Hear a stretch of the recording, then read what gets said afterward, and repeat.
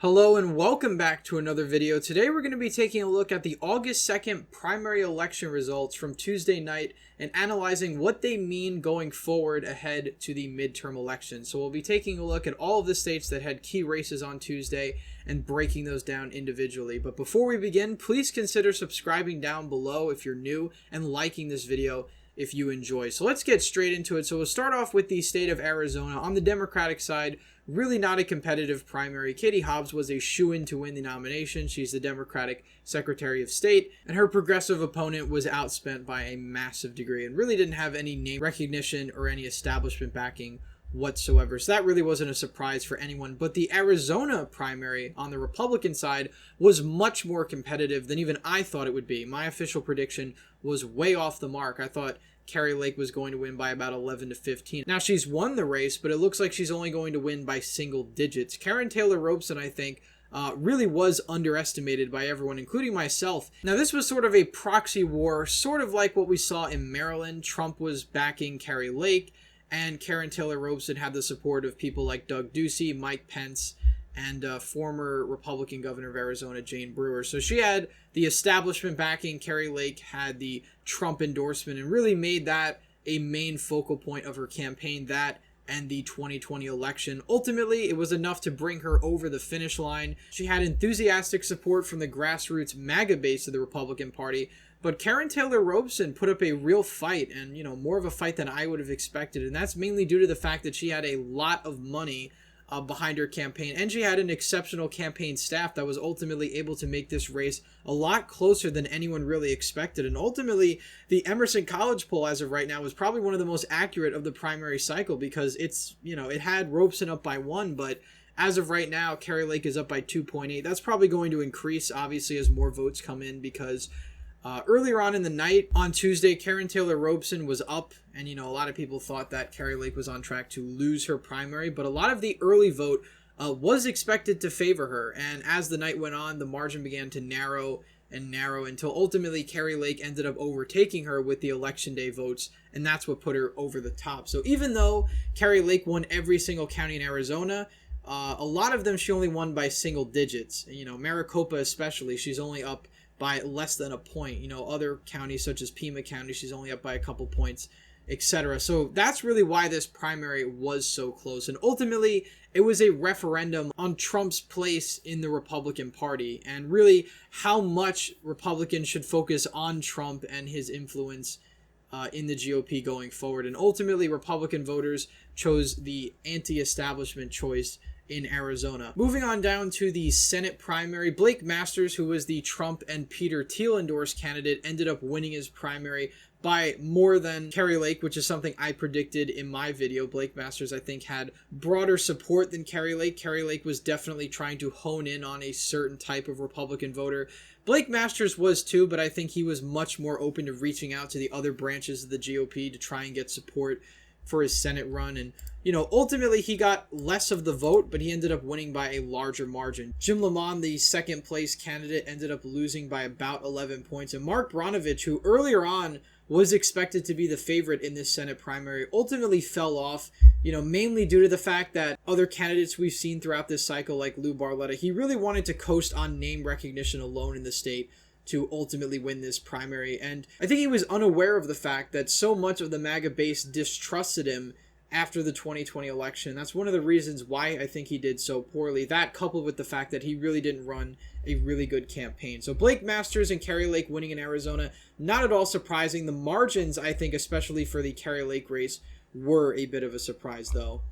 Moving on over to Kansas. Now, in my opinion, one of the most exciting races of the night and one of the most telling and revealing was the abortion amendment in Kansas, which essentially would have overturned the Kansas Supreme Court decision that abortion was protected by the state's constitution. It failed by 18 points, despite many people, including myself, thinking that it would pass narrowly or in some cases fail narrowly. Many pollsters did not think this was going to be as lopsided as it was. But honestly, Given the facts about abortion around the country and the facts that most red states abortion is still popular, or at least the pro-choice position is popular, I probably should have known better when predicting this amendment's results. But the fact that it failed by so much is very telling. Now, something else that is telling is the fact that Republican turnout was up in the state. When you add up the Republican primary votes and the Democratic primary votes, it comes out to about 62 to 38, which is much more lopsided than the margin we saw back in 2020. So Republicans are energized, and yet a position that most Republicans support failed by a large margin in a red state. And I think one of the reasons for that is that Kansas is a much more moderate Republican state, coupled with the fact that about a third of Republicans are pro-choice and don't necessarily agree with the pro-life position on abortion. I think the No campaign in Kansas did a good job of really getting their point across. And I think there were a number of pro-life people that actually voted no on the amendment because they feared that if the legislature were to take control of abortion, it would ban it in all cases, without exception. And I think that's something that the no side of the argument hammered home really effectively. And these margins are extremely telling. There were plenty of Republicans that voted no in the Kansas abortion referendum. Now, I don't think the wording of the ballot measure itself was really good. It was very convoluted and sort of hard to understand. You have to read it a couple of times. But despite that fact, I think this amendment still would have failed by a sizable margin, even if the wording was clear.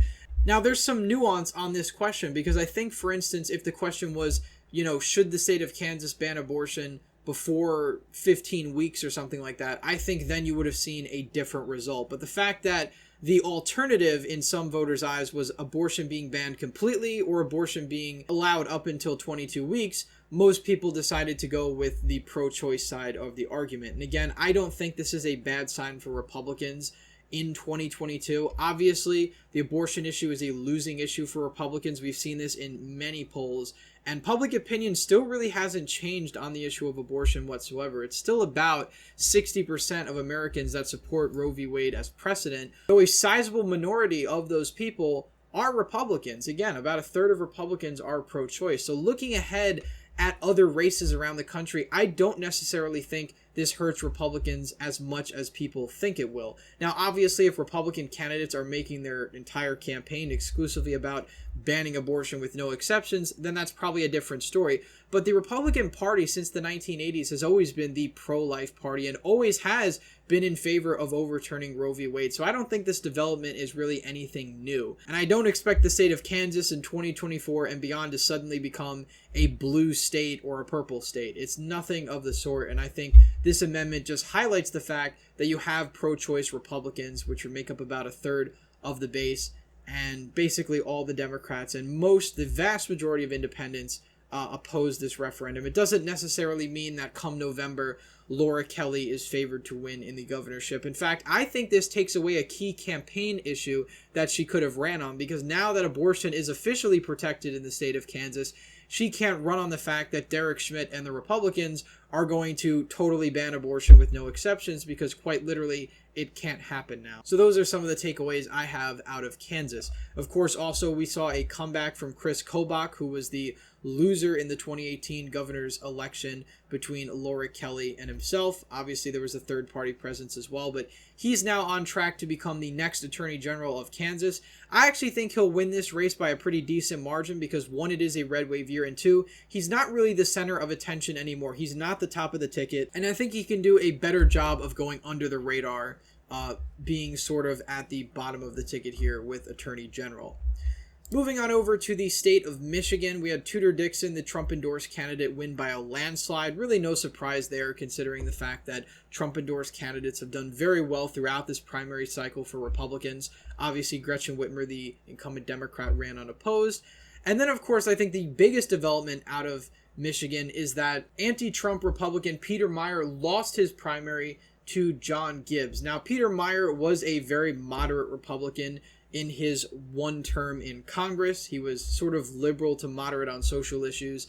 And, you know, he was somebody that voted to impeach Donald Trump, which was the main reason why a primary challenge was fielded against him. And ultimately, I think that was the biggest factor in him losing his primary. You know, many people will cite the fact that the Democrats had poured a lot of money into John Gibbs because they think he'll be easier to beat.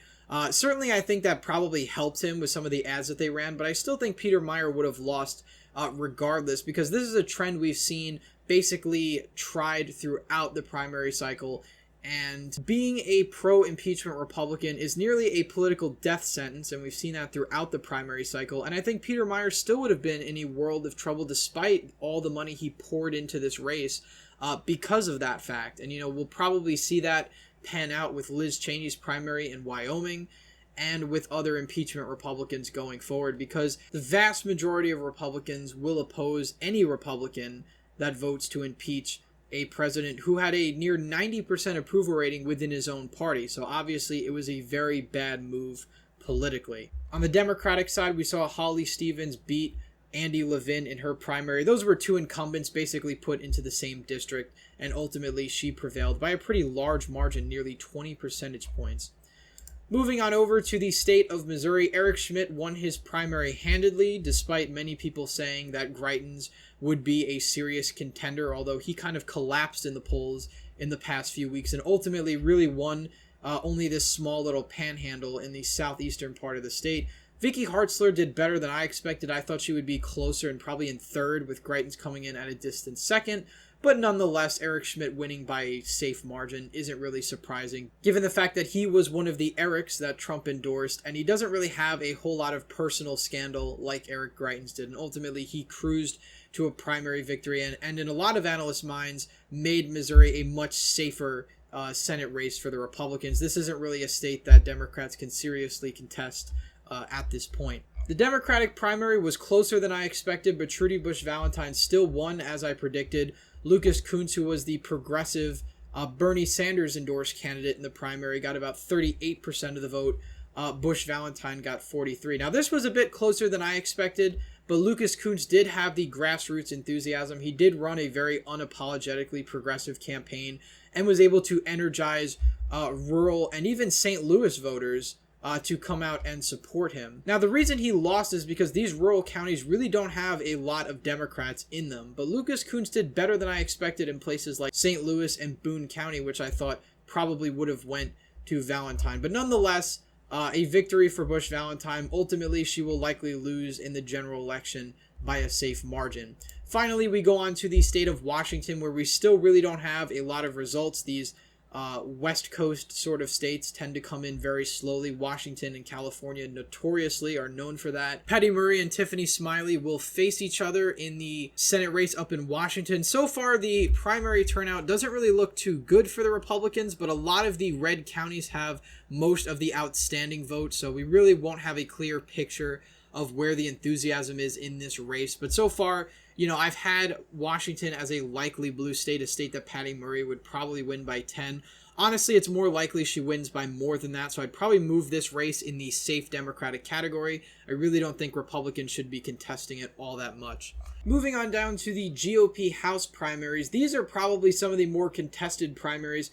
Washington has a weird sort of jungle primary system, so there isn't primaries based on the Republicans running their primaries and the Democrats running theirs. It's sort of a giant mixed bag where everybody's basically running all at once. And so far, the pro-impeachment Republicans are actually winning, mainly due to vote splitting in both of these House primaries. Jamie Herrera Butler is at 23.2%. She still could lose her primary to Joe Kent, but it is a very close race. Only a point really separates the two of them from advancing to the general election. But Dan Newhouse, who is also a pro-impeachment Republican, looks like he will advance to the general election with Doug White. Lauren Culp, I think, was really hurt by the fact that you had the MAGA vote from the Republican Party very split, and ultimately Dan Newhouse, as a result, benefited from that. So what are the takeaways from this primary? I think mainly that Trump is still a kingmaker in the Republican primary, and Republicans who voted to impeach Trump are still on track to lose in the remaining primaries, mainly Liz Cheney as hers comes up She's really running more of a campaign akin to winning over Democratic votes at this point, because she knows that she's doomed among the vast majority of the Republican base. So anyway, that's it for today's video. Please like this video down below if you enjoyed, subscribe to the channel, hit the bell notification so you don't miss any more videos I put out. And as always, again, thank you all for watching, and I hope to see you in the next one.